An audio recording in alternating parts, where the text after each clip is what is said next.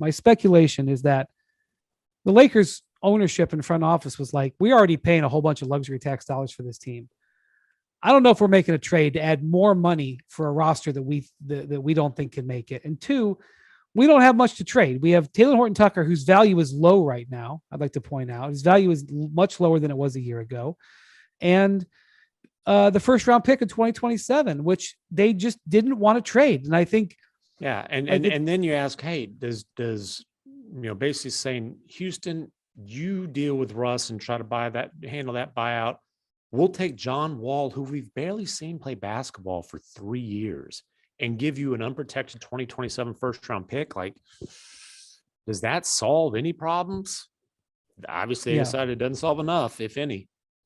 All right. So the other thing is, when LeBron was making those demands in Cleveland, both the first time and the second time, he was on short-term contracts. When LeBron extended his contract,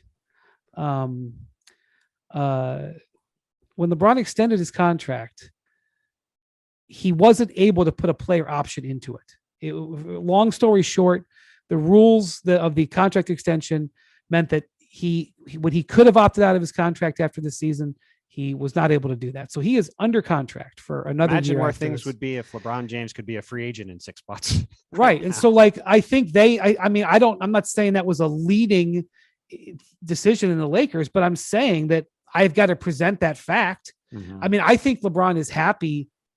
I don't know if he's happy with this season. He loves living in LA. He's raised a banner at crypto.com arena.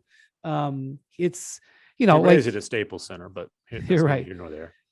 He raised it in Orlando at Disney World, quite frankly. Well, look, the other thing too is at this point, I think we all agree there's really no move the Lakers could have made with Taylor Horton Tucker and Kendrick Nunn in a first round pick that was going to get them anywhere near. And that's why at the top of the conference. And that's why I think ownership's like, what, we spend a lot more money, give up assets to I think the thing you could say in their defense is they're going to have $60 million. Like, let's assume Kendrick Nunn picks up his option. I would say at this point, it's probably likely he's going to.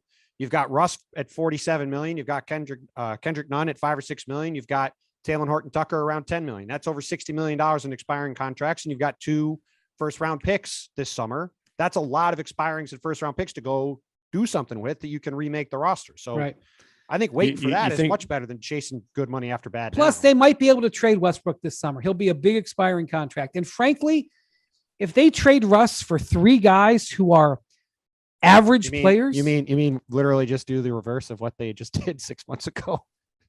Well, I mean, now Russ will be an expiring contract, so somebody may want to get off some money. Yeah, I agree. Literally, that's literally what trade they did 6 months ago. For they 3 guys. 4 rotation players for.